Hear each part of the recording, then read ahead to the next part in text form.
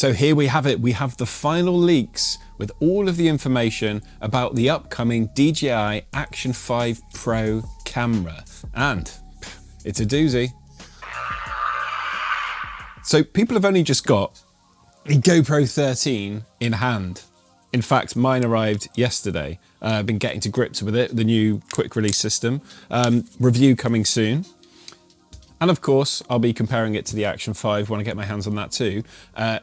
But we have all the features now, so we know exactly what's going to be happening with the release. So first of all, talking about the sensor, it's a 40 megapixel sensor, yet we're still maxing out at 4K 120. But we'll get on to why this limitation is a bit of a letdown later on when we uncover these other features that are available. So still the same 155-degree field of view, which isn't as wide as GoPro with new ultra-wide lens, but the Action 5 Pro, you don't need to add a different lens on to get that wide shot. We've got more information on this battery. The claim is from DJI that the battery will last 4 hours, which is just crazy. The battery life is improved 50% over the previous generation.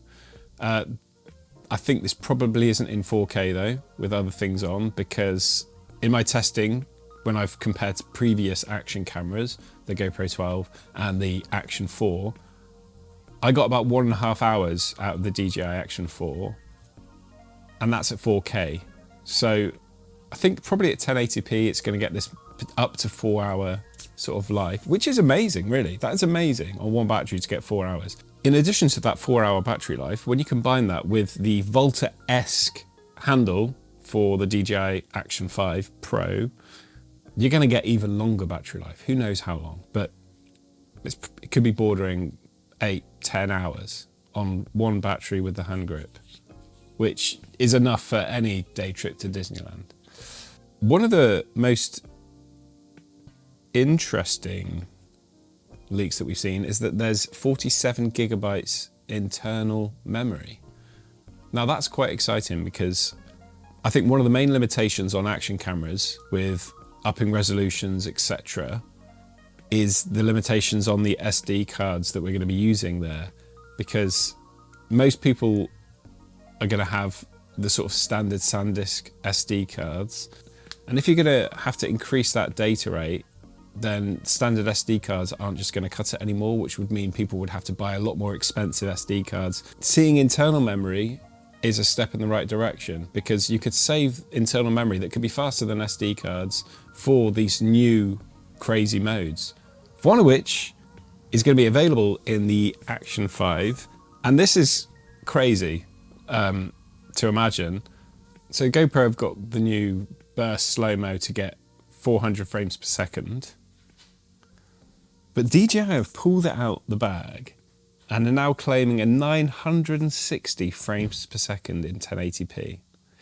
Now, looking into this with all the information we have now, it's not the same. They can't be really compared, because the way that DJI are doing it, it's recording a 240p image, so 240 frames per second, and then it's actually interpreting what the frames could have been in between each frame. So essentially what can happen is, if you're doing a 240 and you're slowing it down to 960, for every 2 frames, there's going to be 3 fake frames in between, for example.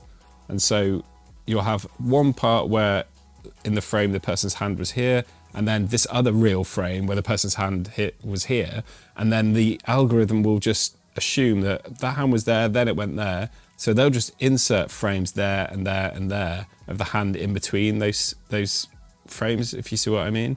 So it's kind of trickery. It's not real, but it might work okay in certain situations. As long as there's a constant movement, then it's probably going to look quite good. So the release date is going to be September the 19th, so only a few days away.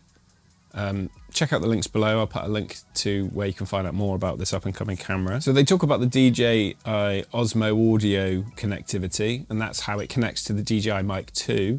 But with the Action 5, you're going to have that seamless connectivity. As a professional so they say, professional air pressure and water pressure gauge. Where is that useful? Well, if you're diving and you don't have a diver's watch and you want to know that you're not exceeding the amount of pressure on your camera, they're claiming 13.5 stops of dynamic range. If true, that's really, really impressive. I find it hard to believe that that really will be the case. 13.5 stops, that's quite a lot of dynamic range. We'll test it. You're going to be able to do 40 megapixel photos, but the 40 megapixels on a small sensor like that does not compete and compare with 40 megapixels full frame camera like a Sony. They do not equate at all because the size of the pixels are so different. An interesting addition is that when you're shooting in D-Log M, which is, it's like a D-Log Lite, a D-Log Mini, it's not a full D-Log, you're going to be able to preview that with a color correction. So when you're recording in log, it records a flatter image, and with that it looks a bit washed out, it looks a bit lacking in contrast, but you're going to be able to use a file that corrects that so you can preview the video, what it's going to be like when it's fully edited in your editing software.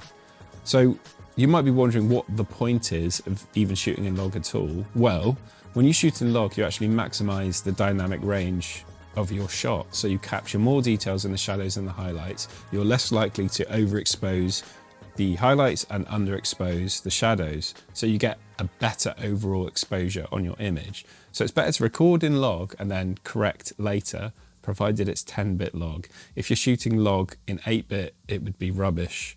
This is where, you know, the GoPro and the DJI have the advantage because they both have 10-bit codecs.